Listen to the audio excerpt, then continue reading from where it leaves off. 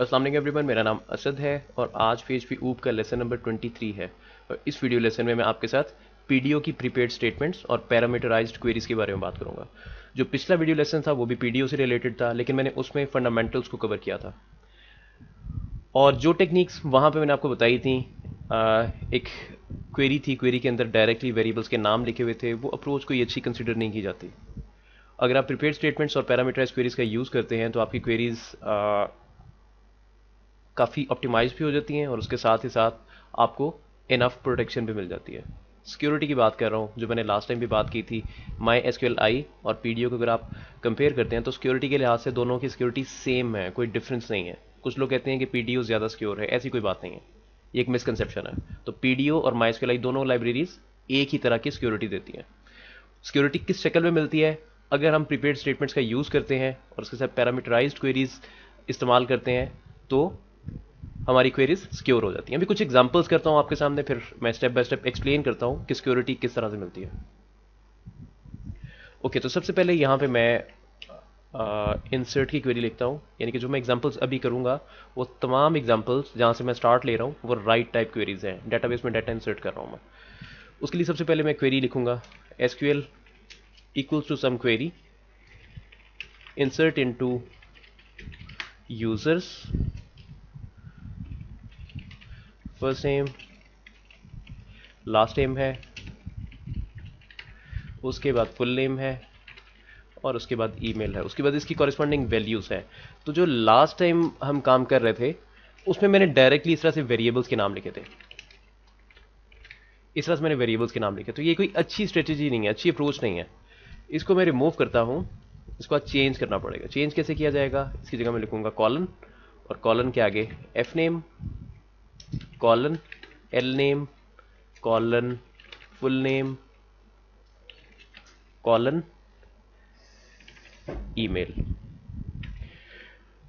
अब यहां पे जो मैंने कॉलन एफ नेम लिखा, एल नेम लिखा, फुल नेम लिखा और ईमेल लिखा, ये मैंने जानबूझ के लिखा, रिक्वायर्ड था यहां पे, क्योंकि मैं प्रीपेड स्टेटमेंट का यूज करूंगा तो उसके लिए ये एक रिक्वायरमेंट है।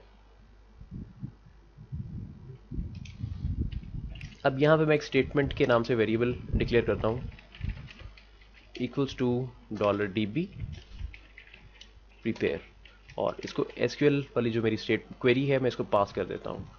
मैंने जैसे ही पास की, जो प्रीपेयर के नाम से मेथड है डीबी ऑब्जेक्ट का, ये मुझे एक स्टेटमेंट का ऑब्जेक्ट रिटर्न कर देगा। अब यहाँ तक हुआ क्या है सर में? अभी तक जो क्वेरी आपके सामने मैंने लिखी हुई है इसको सिर्फ कंपाइल किया गया है और इस पर ऑप्टिमाइजेशन परफॉर्म की गई है इस स्टेप तक, लाइन नंबर 14 तक। और जो डाटा वाला पार्ट है जहाँ पे एक्चुअल हमारा डाटा आएगा, यहाँ पे डाटा भी स्पेसिफाई नहीं किया हुआ, तो इसको अनस्पेसिफाइड ही रहने दिया। तो इसको कंपाइल करने के बाद इसका जो भी रिजल्ट था उसको अपने पास स्टोर कर लिया। अब एक्सप्लिसिटली मैं यहाँ पे जो मेरे वेरिएबल्स होंगे या मेरा जो डाटा होगा जिसको मैं डाटाबेस में इंसर्ट करना चाह रहा हूँ उसको अलग से बाइंड करूँगा इस क्वेरी के साथ। और जैसे ही बाइंड कर दूंगा वो एक डिफरेंट प्रोटोकॉल होगा जो कि मेरे पैरामीटर्स की टेक केयर करेगा, और मैं एक्सप्लिसिटली वहाँ पे बता सकता हूँ कि मेरे किस वेरिएबल की क्या डाटा टाइप है। कुछ वेरिएबल्स यहाँ पे डिक्लेयर कर लेते हैं जिसमें फर्स्ट नेम होगा, लास्ट नेम होगा, फुल नेम और ईमेल होगा।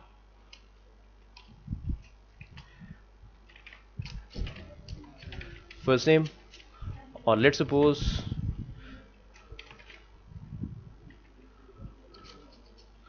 MUDDASSIR Muddassir, last name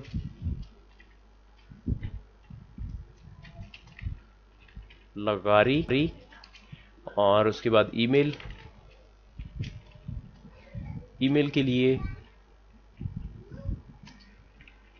str2 lower के नाम से एक फंक्शन है, मैं उसको कॉल कर लूंगा और उसको एफ नेम पास कर दूंगा ताकि जो फर्स्ट नेम है वो लोअर केस में कन्वर्ट हो जाए। उसके साथ डॉट, डॉट के बाद स्ट्रिंग अपेंड कर दूंगा इसके आगे, उसके आगे @ का साइन example.com।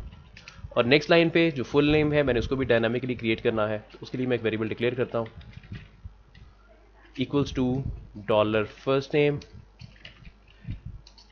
डॉट स्पेस आ जाएगी लास्ट नेम।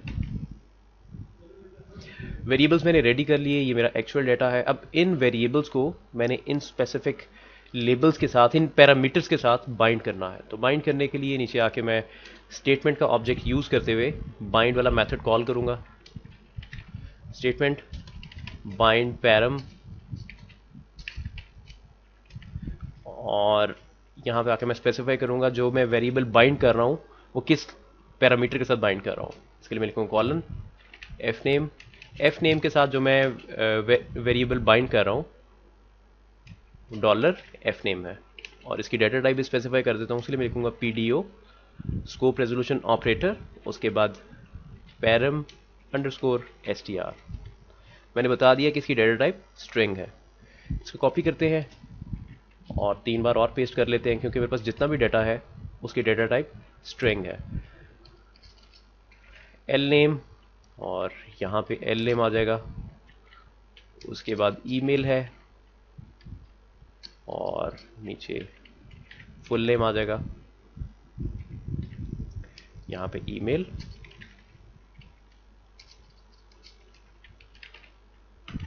अब जो मैंने पैरामीटर्स को बाइंड किया यहाँ पे, इस पार्ट का मतलब क्या है? ऊपर देखें जो मैंने पैरामीटर्स लिखे हुए थे, जैसे for example colon F name लिखा हुआ था, तो लाइन नंबर 20 पे देखें मैंने कहा कि कॉलन एफ नेम की जगह पे जो एक्चुअल वैल्यू जाएगी, जो मेरा डाटा होगा वो एफ नेम वाला वेरिएबल है, इसके अंदर जो भी मेरा डाटा पड़ा हुआ होगा, और वो जो भी डाटा क्या है, मुदस्सिर है। और उसके बाद PDO param S T R, ये बेसिकली कांस्टेंट है, प्री डिफाइंड कांस्टेंट है। आप अगर कांस्टेंट्स के बारे में ज़्यादा जानना चाहते हैं तो मैं आपको रिकमेंड करूंगा कि php.net को ओपन करें और वहाँ जाके कांस्टेंट्स को आप देख सकते हैं। आपको पीडीओ का रेफरेंस देखना होगा, तो उसमें ढेरों कांस्टेंट्स हैं, तो आप जिस स्पेसिफिक पर्पज़ के लिए जो स्पेसिफिक कांस्टेंट यूज़ करना चाहते हैं आप वहाँ पे कर सकते हैं। ओके, जो नेक्स्ट लाइन है, पैरामीटर्स को बाइंड कर देने के बाद अब मैं यहाँ पे आके लिखूंगा स्टेटमेंट एग्जीक्यूट।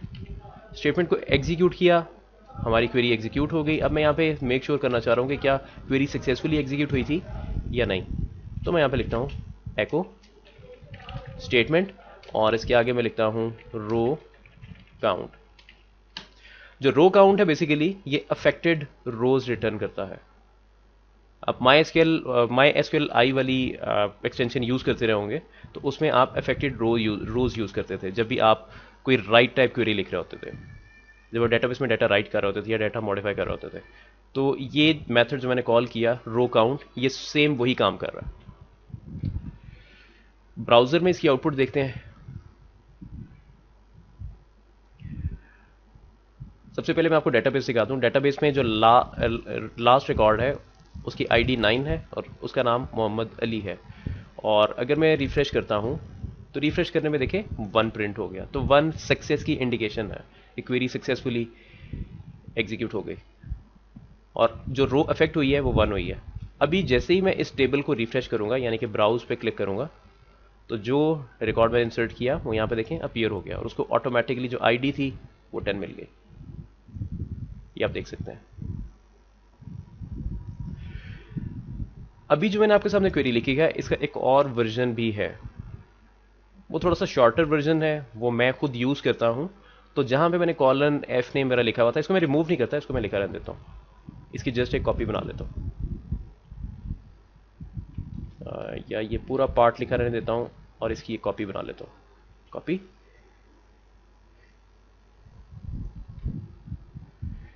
ताकि अगर आप कंपैरिजन करना चाहें तो आप कर सकें।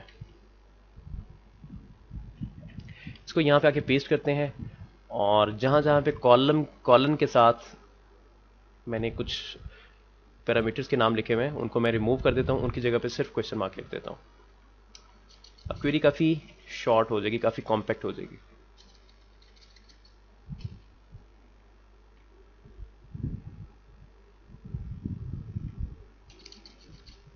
एक चीज़ यहाँ पे काफ़ी इंपॉर्टेंट है, मैं एक छोटी सी मिस्टेक कर गया था। जिस सीक्वेंस में मैं इन कॉलम्स को सिलेक्ट कर रहा हूँ उन्हीं सीक्वेंस में आप वैल्यूज़ इंसर्ट करेंगे, लेकिन मिस्टेक एक्चुअली मैंने नहीं की थी। मिस्टेक इसलिए नहीं की थी कि मैं पैरामीटर्स नेम यूज़ कर रहा था, तो मैं पैरामीटर नेम्स के साथ इन पैरामीटर्स को बाइंड कर रहा था, जो मेरी वैल्यूज़ थी उनको बाइंड कर रहा था। तो इस दफ़ा मैं यहाँ पे स्पेसिफाई करूँगा जो मेरी फर्स्ट वैल्यू है वो एफ नेम है, तो यहाँ पे जस्ट मैं 1 लिख दूंगा।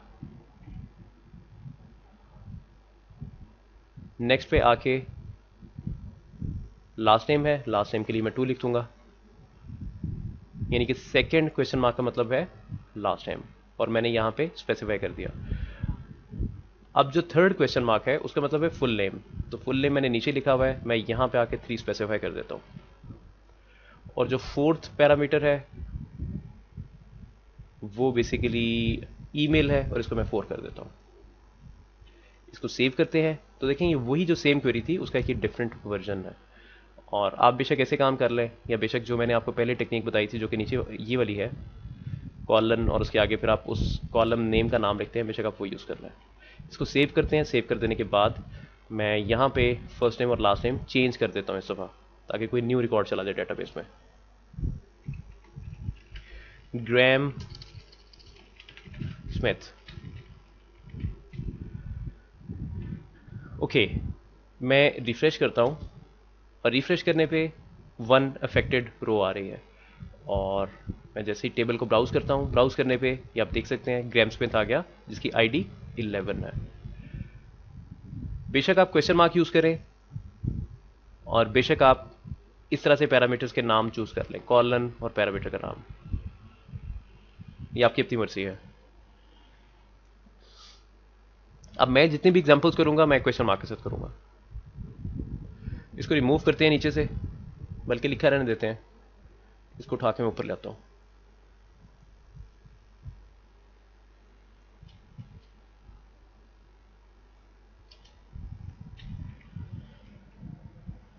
अब यहां पे मैं एक डिफरेंट क्वेरी लिखता हूं। लेट्स सपोज मैं किसी रिकॉर्ड को अपडेट करना चाहता हूं, तो फॉर एग्जांपल मैं लिखता हूं, सबसे पहले तो इस पूरी क्वेरी को रिमूव करता हूं।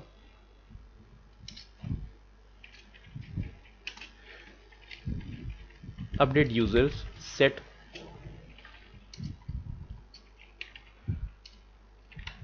First name equals to question mark where id equals to question mark।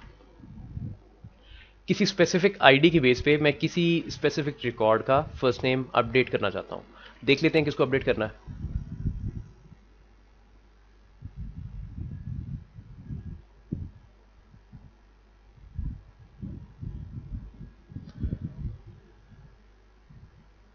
Let suppose मैं कहता हूं जो मेरा रिकॉर्ड नंबर 10 है, जिसकी आईडी 10 है, रिकॉर्ड नंबर 10 नहीं है, आईडी जिसकी 10 है, उसका फर्स्ट नेम चेंज कर देता हूं, मुदस्सिर से उसका नाम कुछ और कर देता हूं। मुदस्सिर से इसको महमूद में चेंज करते हैं, लेट सपोज।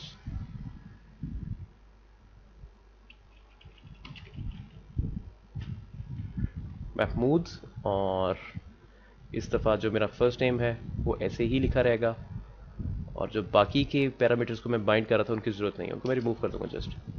इसको फिर से कॉपी कर लेते हैं। कॉपी कर देने के बाद मैं यहाँ पे इसको पेस्ट करता हूँ। इस दफ़ा मेरे पास जो सेकंड पैरामीटर आ रहा है उसकी टाइप बेसिकली इंटीजर होगी। उसको मैंने वेरिएबल में स्टोर करवाना था, अभी तक मैंने करवाया नहीं है, लेकिन मैं स्टोर करवा देता हूँ।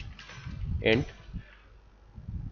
आईडी की डेटा टाइप इंट है, फर्स्ट नेम की डेटा टाइप स्ट्रिंग है, ये मैंने ऊपर स्पेसिफाई किया हुआ है। और आईडी यहाँ पे स्टोर करवा लेते हैं। आईडी इक्वल्स टू, आईडी क्या थी, 10, आईडी नंबर 10 थी।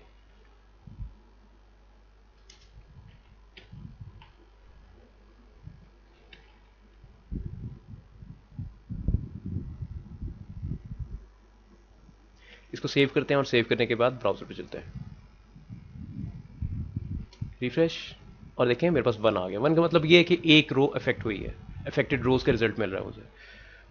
और मुदस्सिर, और अगर मैं टेबल को रिफ्रेश करता हूं तो मुदस्सिर की जगह पे महमूद आ जाएगा। इसको मैंने रिफ्रेश किया और देखें महमूद आ गया। आईडी नंबर 10, इसको मैंने मॉडिफाई कर दिया इसके फर्स्ट नेम को।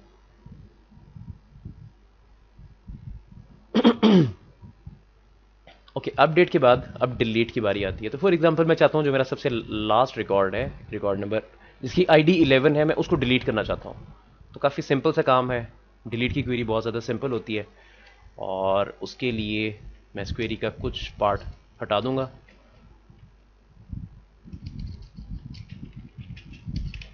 Delete from users where ID is equals to question mark, और स्ट्रिंग वाला पार्ट भी हटाना पड़ेगा, और यहाँ पे इसको 1 लिखना पड़ेगा, क्योंकि अब ये अकेला एक सिंगल पैरामीटर बचा है। और सीक्वेंस भी अब मैटर नहीं करता।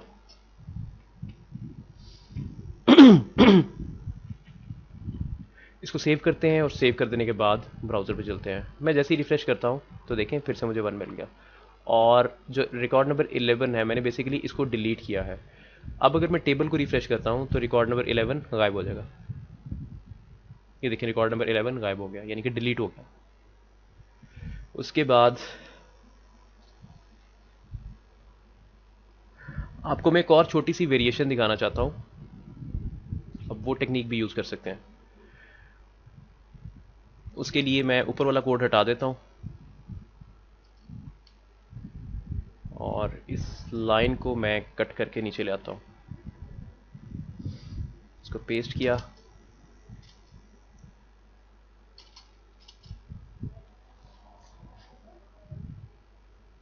अब जो मैंने पैरामीटर्स को इस तरह से बाइंड किया हुआ है, इनको आप एग्जीक्यूट वाले मेथड के अंदर भी बाइंड कर सकते हैं, ये आपकी मर्जी है। जैसे फॉर एग्जांपल मैं यहां पे आता हूं, एक एरे डिक्लेयर करता हूं। लेट सपोज पैरम्स के नाम से एक एरे है।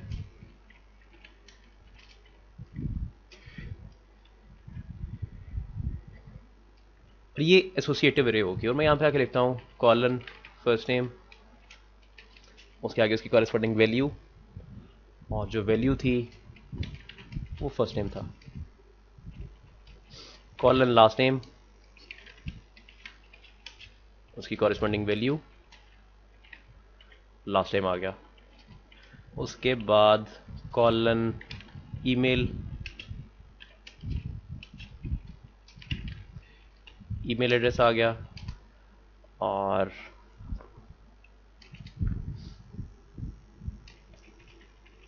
Colon full name, full name आ गया। अब मुझे स्ट्रिक्टली इसको फॉलो नहीं करना पड़ेगा क्योंकि मैं पैरामीटर्स यूज़ कर रहा हूँ, यानी कि पैरामीटर्स की बेस पे मैं डाटा उसके साथ बाइंड कर रहा हूँ। अब जो डाटा बाइंड करने वाला पार्ट है, ये जो पैरामीटर है एरे वाला पैरम्स के नाम से, इसको मैं डायरेक्टली एग्जीक्यूट को पास कर दूंगा। और ये जो ऊपर मैंने कुछ लाइंस लिखी हैं मुझे ये लिखने की ज़रूरत नहीं पड़ेगी। मैंने यहाँ पे आके लिखा डॉलर पैरम्स, इसको सेव किया, और इस दफ़ा एक रिकॉर्ड इंसर्ट होगा जिसका नाम महमूद होगा और उसका सरनेम स्मिथ होगा।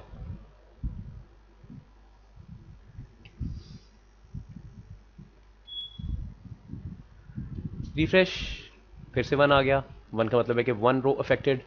और रिकॉर्ड नंबर, अभी आपको आईडी नंबर 11 नज़र आ रहा है।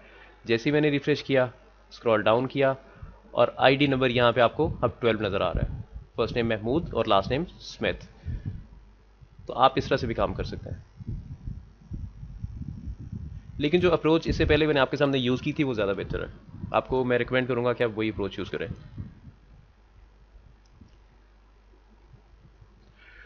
ओके, अब सिलेक्ट क्वेरी की बात आ गई है। मैं डेटाबेस में से सिलेक्ट करना चाह रहा हूँ। फॉर एग्जांपल मैं डेटाबेस में जितना भी डाटा पड़ा हुआ है वो तमाम डाटा सिलेक्ट करना चाहता हूँ। तो उसके लिए मैं लिखूंगा सेलेक्ट ऑल फ्रॉम यूजर्स। अब मुझे पैरामीटर्स को बाइंड करने की ज़रूरत नहीं है, इसकी वजह से इनको हटा देता हूँ मैं। इस पार्ट की भी ज़रूरत नहीं है, इसको भी हटा देता हूँ।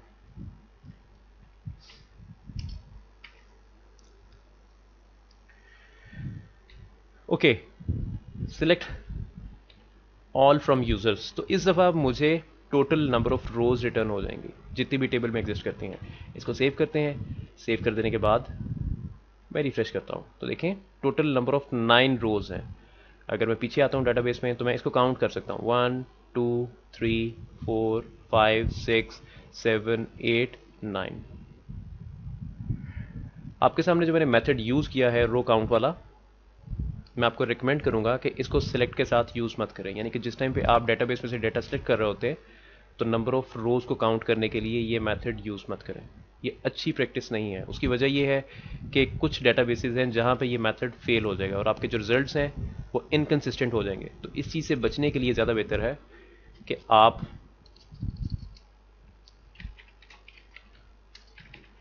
फेच कॉलम यूज़ कर लें। यानी कि जिस टाइम पे आपने सिलेक्ट वाली क्वेरी लिखनी है तो सिलेक्ट के साथ आप फेच कॉलम यूज़ करेंगे, जस्ट टू मेक श्योर कि क्या कोई डाटा सिलेक्ट हो रहा है या नहीं हो रहा। लेकिन ये आपको नंबर ऑफ रोज रिटर्न नहीं करेगा, ये चीज़ इंपॉर्टेंट है, ये आपको नंबर ऑफ रोज रिटर्न नहीं करेगा। लेकिन जो इसका रिजल्ट सेट है उसमें आपको कोई स्पेसिफिक रो की आईडी दे देगा। जैसे फॉर एग्जांपल अभी मैं कंप्लीट टेबल सेलेक्ट कर रहा हूँ, तो फुल टेबल में जो सबसे पहली रो आती है आप ये उसकी आईडी अभी रिटर्न कर देगा। तो अगर तो आप देखना चाहते हैं कि आप सिलेक्ट वाली क्वेरी इस्तेमाल कर रहे हैं, डेटाबेस में से डाटा सेलेक्ट कर रहे हैं और आप कोई इफ़ की स्टेटमेंट लगाना चाहते हैं जिसमें आप मेक श्योर करना चाहते हैं कि क्या डाटा सेलेक्ट हुआ था या नहीं हुआ था, तो आप ये टेक्निक यूज़ कर सकते हैं। ये बिल्कुल ठीक है, इसमें कोई इशू नहीं है। इसको सेव करते हैं। सेव कर देने के बाद अगर मैं इसकी आउटपुट आपको दिखाता हूँ तो देखें इसने मुझे 1 दे दिया, इसने मुझे 1 रिटर्न कर दिया। तो 1 का मतलब ये है कि ये वाली आईडी है, इसने ये आईडी मुझे एक्चुअली रिटर्न की है।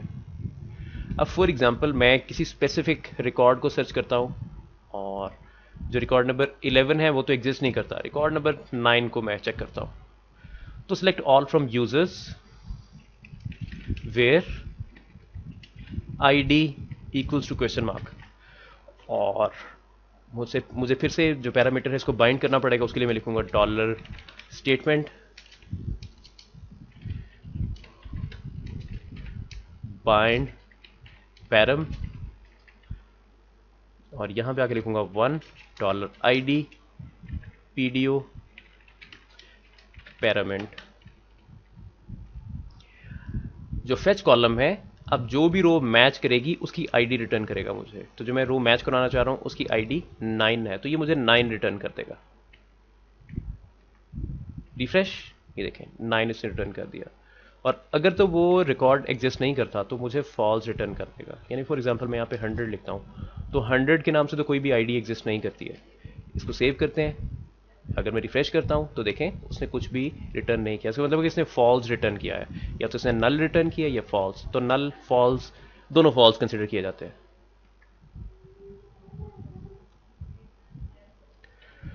ओके,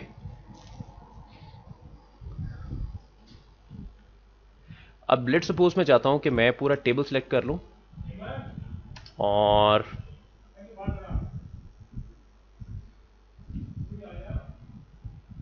पूरा टेबल सेलेक्ट करके तो उसका जो रिजल्ट आता है, यानी कि डेटाबेस में से जितना भी मेरा डाटा निकलता है उस डाटा को वेरिएबल्स में स्टोर करवा के तो फिर डिस्प्ले करवाऊं। तो मैं इस लाइन को रिमूव करता हूं। इस लाइन को रिमूव कर देने के बाद यहां पे मैं एंटायर टेबल सेलेक्ट कर लेता हूं। एंटायर टेबल सेलेक्ट करने के बाद अब नीचे इसके मुताबिक क्वेरी एग्जीक्यूट होगी। तो जो नीचे एग्जीक्यूट वाला पार्ट है उससे नीचे आते हैं। यहां पे आके मैं लिखता हूं डॉलर स्टेटमेंट बाइंड कॉलम, और यहां पे आके मैं स्पेसिफाई करूंगा कि जो फर्स्ट कॉलम है वो असल में जो टेबल के अंदर अवेलेबल है उसका नाम आईडी है, तो ये आईडी की वैल्यू मुझे बताएगा। तो मैं यहां पे लिखता हूं डॉलर DB ID, उसके बाद स्टेटमेंट बाइंड कॉलम। इसमें जो दूसरी टेक्निक है आप डायरेक्टली कॉलम का नाम भी लिख सकते हैं, जैसे फॉर एग्जांपल एफ नेम। अब मुझे ये एफ नेम रिटर्न करेगा, डॉलर DB एफ नेम। अब इस जगह पे आप कंफ्यूज हो सकते हैं कि ये DB_ID कहां से आया और DB_F नेम कहां से आया। तो ये दो वेरिएबल्स मैंने अभी डिक्लेयर किए और बाइंड कॉलम वाले मेथड को पास कर दिए। तो आप स्पेसिफिक कॉलम के नाम से भी उस कॉलम की वैल्यू को एक्सेस कर सकते हैं, या फिर आप नंबरिंग कर सकते हैं, नंबर के थ्रू एक्सेस कर सकते हैं। तो मेरी जो डेटाबेस है उसमें जो कॉलम नंबर 1 है, जो टेबल है असल में टेबल का कॉलम नंबर 1 ID है। आपको दिखा देता हूं, ये देखिए कॉलम नंबर 1 ID है, उसके आगे फर्स्ट नेम, उसके आगे लास्ट नेम, फिर फुल नेम, फिर ईमेल और फिर पासवर्ड।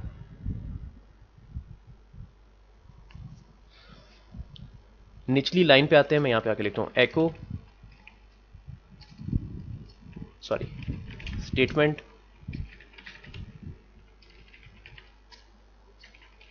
फेच,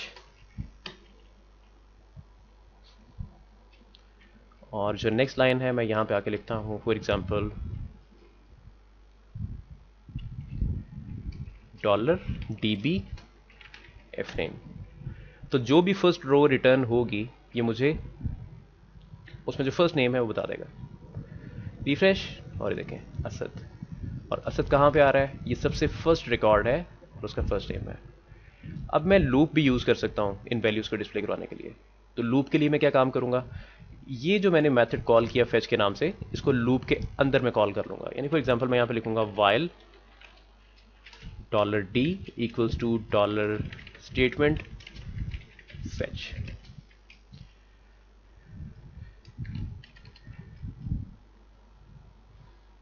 और अब जितनी दफ़ा लूप चलेगा, जो ऊपर मैंने कॉलम्स को बाइंड किया हुआ है, वैल्यूज ऑटोमेटिकली इन वेरिएबल्स में आती जाएंगी जितनी दफ़ा ये फेच वाला मेथड कॉल होगा। तो लूप उस वक्त तक चलता रहेगा जब तक वैल्यूज निकलती रहेंगी। इसको सेव करते हैं। सेव कर देने के बाद अब इसको डिस्प्ले करवाते हैं। रिफ्रेश, और देखिए असद, जॉन, हमजा, नवीद, मोहसिन, ब्रूस, मोहम्मद, महमूद।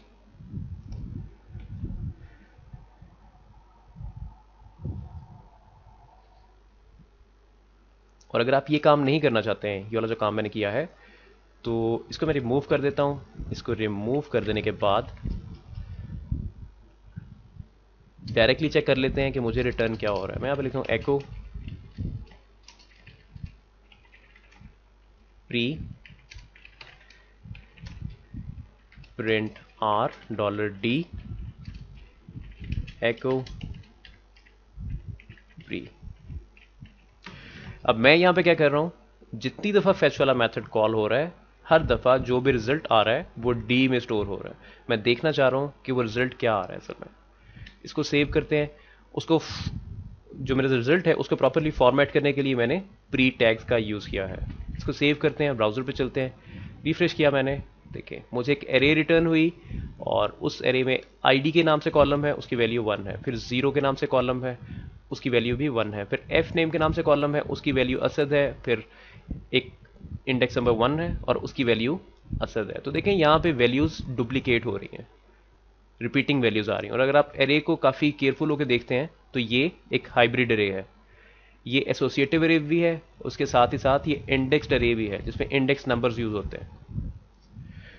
अब फॉर एग्जांपल आप चाहते हैं कि आपको जो रिजल्ट मिले वो एसोसिएटिव एरे हो, तो आप क्या काम करेंगे, जो फेच वाला मेथड है आप इसको एक पैरामीटर पास कर देंगे, pdo fetch soc। अब जो ये कांस्टेंट मैंने इसको पास किया है, ये कांस्टेंट बेसिकली इंस्ट्रक्शन है। इसको बताया जा रहा है कि जो भी रिजल्ट मुझे मिलेगा वो ऑब्जेक्ट की शक्ल में मिलेगा। तो जितनी दफा ये वाइल लूप चलेगा मुझे एक रो का एक स्पेसिफिक ऑब्जेक्ट रिटर्न होता जाएगा। इसको सेव करते हैं। सेव कर देने के बाद ब्राउजर पे चलते हैं और ये देखें, सॉरी ऑब्जेक्ट नहीं, एरे, एसोसिएटिव एरे मैं फेच करना चाह रहा हूं, तो उसने मुझे एसोसिएटिव एरे दिखा दी। आईडी है, एफ नेम है, लास्ट नेम है, फुल नेम है। और यहां पे देखो जो इंडेक्स्ड एरे आ रही थी वो वैल्यूज अब खत्म हो गई हैं। अगर आप चाहते हैं कि जो आपको डाटा मिल रहा है, जो कि आप फेच करना चाह रहे हैं, वो ऑब्जेक्ट की शक्ल में आए, तो आप फेच अंडरस्कोर obj लिख देंगे। इसको सेव करते हैं, ब्राउजर पे चलते हैं। मैंने जैसे ही रिफ्रेश किया तो देखें std क्लास का ऑब्जेक्ट रिटर्न हुआ। तो जितनी दफा लूप चला, लूप की हर इटरेशन पे मुझे एक एक ऑब्जेक्ट रिटर्न हुआ। वो जो एक एक ऑब्जेक्ट था वो एक पूरे रिकॉर्ड को रिप्रेजेंट कर रहा था, पूरी रो को रिप्रेजेंट कर रहा था। उसमें आईडी भी था, फर्स्ट नेम भी था, last name, full name, email और पासवर्ड था।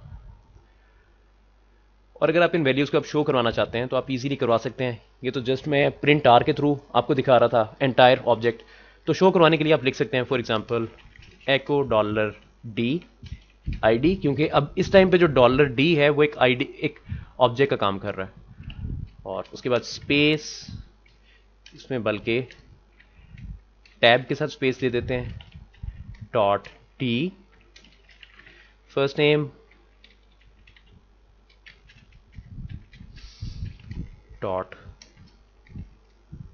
.d एल नेम, और इसको ब्रेक कर देते हैं यहां पे। ये टी बेसिकली इंस्ट्रक्शन है, इसका मतलब होता है टैब, गैप देने के लिए। मैंने रिफ्रेश किया तो देखें आईडी 1 आ गया, उसके आगे असद चौधरी, और उसके बाद जॉन स्मिथ, हमजा मुगल, लबीद लतीफ़, मोहसिन खान और बाकी के नाम भी आ गए। तो हमारे पास काफ़ी सारी चॉइसेस हैं, उनकी बेस पे जो डाटा हम लोग फेच कर रहे होते हैं किसी स्पेसिफिक फॉर्मेट में निकाल सकते हैं। वो इंडेक्स एरे भी हो सकती है, एसोसिएटिव एरे भी हो सकती है, कोई ऑब्जेक्ट की शक्ल भी हो सकती है। तो ये हमारे पे डिपेंड करता है। मैंने वाइल लूप यूज़ किया, इसकी जगह पे आप फोर ईच लूप भी यूज़ कर सकते हैं। It's totally up to you. तो मेरे ख्याल से आज के लिए इतना काफ़ी है। इसमें अगर आपको कोई किसी तरह की कन्फ्यूजन आती है तो आप मुझसे कांटेक्ट कर सकते हैं। और आपको मैं रिकमेंड करूंगा कि जिस टाइम पे आप प्रोजेक्ट्स बनाते हैं तो आप प्रीपेड स्टेटमेंट्स का यूज़ करें और पीडीओ को यूज़ करें, क्योंकि पीडीओ बेसिकली फ्यूचर है। जो वीडियोस हैं उनको अगर आप लाइक करते हैं तो फिर भी मुझे फीडबैक दें, अगर आप डिसलाइक करते हैं फिर भी मुझे फीडबैक दें, क्योंकि फीडबैक काफ़ी इंपॉर्टेंट है। तो नेक्स्ट वीडियो में मिलते हैं इंशाल्लाह, तब तक के लिए इजाज़त, अल्लाह हाफिज़।